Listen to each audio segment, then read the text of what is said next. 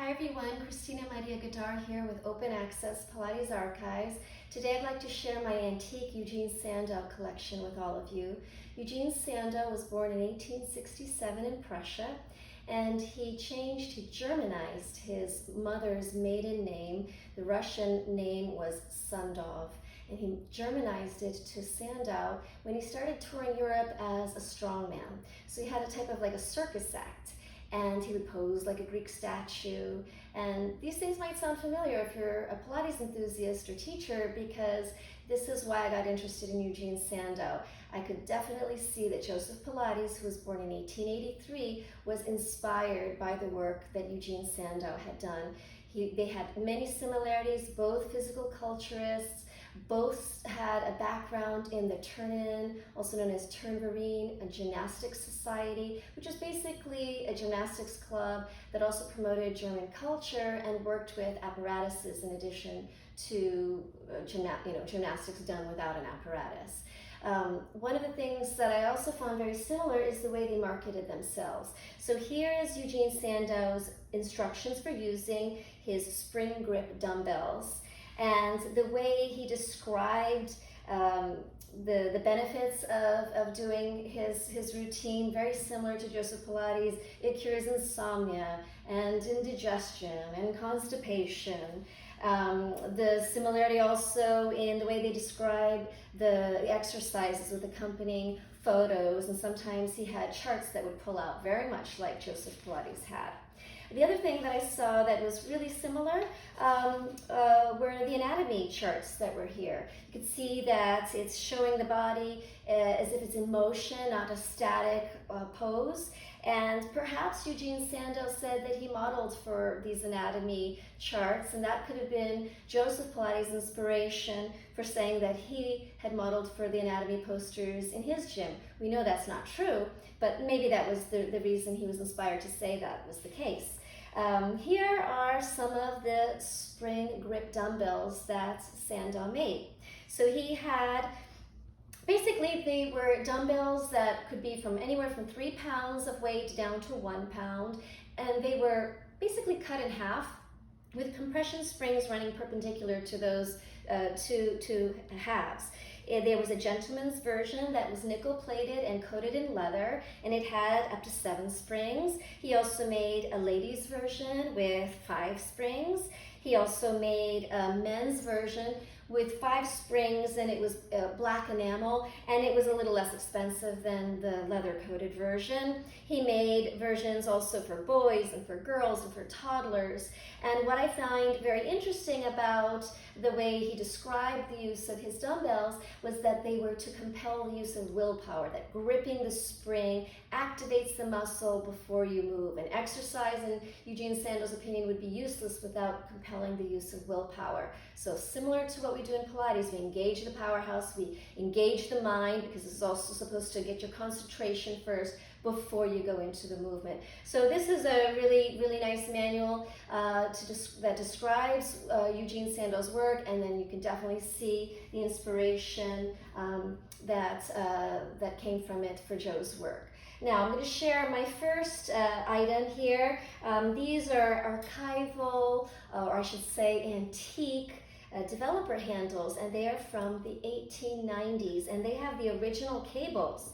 I can also take the cables off, and I sometimes use them with my students to do exercises like rowing into the sternum from the reformer work. But if they're not ready to use the straps, instead of giving them dumbbells, I can give them these dumbbell handles so that they can visualize the use of the straps, or 90-degree rowing, all of that, the rowing series. Now, when they had the cables attached to them, these could be used 3 different ways. They could be used as a chest expander if they had multiple rings, so you'd have multiple springs to use. They could be used as a wall exerciser, so you would attach it to a door and basically do very similar movements to our standing arm spring series. So I could definitely see Joe's inspiration there. And they could also be used with stirrups attached to the feet with the cables, and that would be called a body exerciser. So you have chest expander, wall exerciser, body exerciser. when used as a body exerciser, it really reminds me of the apparatus that Joe's student Naja Corey developed. And I have this apparatus. It's called the mini springs, or it was marketed as the Contourier system. And you can attach it to your feet and your hands. And it's so similar. Can you do exercises standing or lying down, just like the body exerciser? So again, a lot of similarities between Pilates method and what Eugen Sandow developed. These dumbbells with compression springs were probably originally part of a chest expander. They're from the 1900s. So they would have a handle like this, but with the springs. And then you could have, if the handles had multiple hooks, you could use it as a chest expander. I love it like this because I use it in one of the archival standing arm springs exercises that Joseph Pilates documented on film, in which George Hoyningen-Huene is holding 2 arm springs with the 2 handles in one hand, and then in the other hand he has what appears to be a handle with some hardware hanging from it. And I thought, what better than doing something that has springs to engage the muscle, and so then you can kind of duplicate the feeling of the arm springs in the other hand as you draw the arms close to the body's midline. So that's how I use this one. It actually came with the developer handles. These two, this pair, is the same thing, but it's this gorgeous teal color, again, from the let's see, 1900s, and most likely had the handles for the chest expander, and I just think they're absolutely gorgeous. So what Eugen Sandow said with all of these dumbbells that have the compression springs is that you could start out with maybe 1 spring, gradually add the springs to whatever the maximum was for that model, like 7 springs for the gentleman's model, 5 springs for the ladies model, and so on.